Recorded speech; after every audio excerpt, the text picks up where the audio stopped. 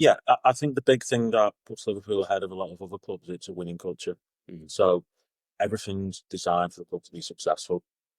There was a famous saying that a former owner, David Moores, said once that Liverpool Football Club exists to win trophies and nothing else. It serves no other purpose. And I think that culture and that ethos and that mentality started by Bill Shankly in the 1960s when he took over. Well, he took over in December 1959 when Liverpool were in the second division and struggling. He went down in 1954 and couldn't get back up. Um, he brought them up in 1962. He won the league in 64, first FA Cup in 65, and the league again in 66. At a time when Liverpool was a city, it had been hugely successful because of the music scene with the Beatles, Yeah. and the fans on the Kop were become renowned as the first set of fans who really started singing with chants and stuff, and it all married together at the same time to me to build a culture that Liverpool has now. Mm. So it's a winning culture now. It's obviously different managers in different eras. It happens in different ways, and there's different ways of being successful.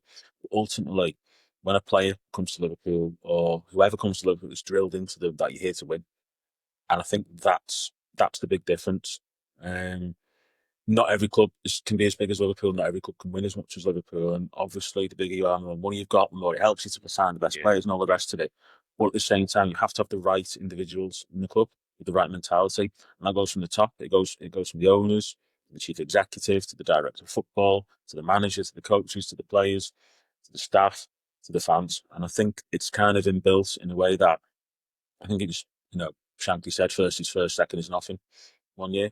Um, and like you said about the dynasties of the 60s and the 70s, Bob Paisley took over from Shankly. And in his 9 seasons, I'm pretty sure they never finished lower than second. Or they finished fifth 1 year, sorry, but won the European Cup. Right. So that was a bad season. And he joked once, he said, "Oh, I was here for the bad times too. We finished second once." And it was just that mentality, though. You were just, you not almost assumed they were going to win, you had to win. Mm. And I think that stays culturally within a club like that. And I think you can probably see it in some other clubs around the world, Real Madrid, for Mm. one. I think it's, you know, coming to the fore at Paris Saint-Germain at the moment. They're a new club who are building that way. But at Liverpool specifically, it all comes back to the same goal, really, with football matches, win trophies, Mm. celebrate. And is that something that's by design, or has that happened organically? Both, I Okay. would say. Um, Shankly's job when he came in was to restore Liverpool back to success. And they had won the league before. Most recently, before he came in, was 1947. They won a couple in the 1920s, a couple in the 1900s. But there was no dynasty, there was no sustained Yeah. period. Even in the 1900s, they got relegated in between winning the two leagues. So it was very much a club like any other. He changed that. And then I think because of that, and the people of the city and the people of the club realised what they've got, they designed it so it stayed like that. And the big way they did that was continuity. There was a chairman called TV Williams, and then another one called Sir John Smith. And when Shankly went, if you look at the managerial history of Liverpool, Bob Paisley, who was his assistant, took over. Bob Paisley stayed 9 years. When he went, Joe Fagan, his assistant, took over. Joe Fagan did 2 years. When he went, Kenny Dalglish, legendary player, became the first club's player manager. And they kept that continuity right the way through. And when he went, Graham Souness came back in, former captain, and that's when it didn't work because he tried to change a lot. He Okay. felt the club needed modernising, which in some ways it did. He tried to do too much too soon. Okay.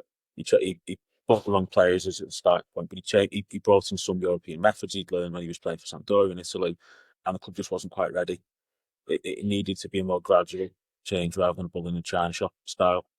He got rid of a lot of the players too soon, and their experience would have helped in the sort of like transition to a new era because this was just when the Premier League started as well.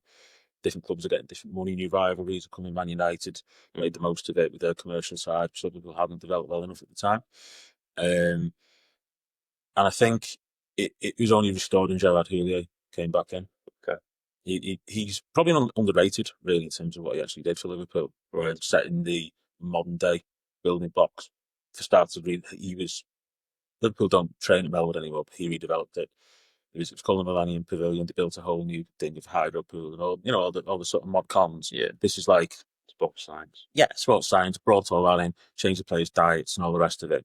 And I think the modern Liverpool is steeped in the history of what Shankly set up, but also Houllier was a massive building block along the way. Okay. So do you think he's actually seen what's happened previous to him and actually brought that back in? Yeah, I thought that's the secret sauce.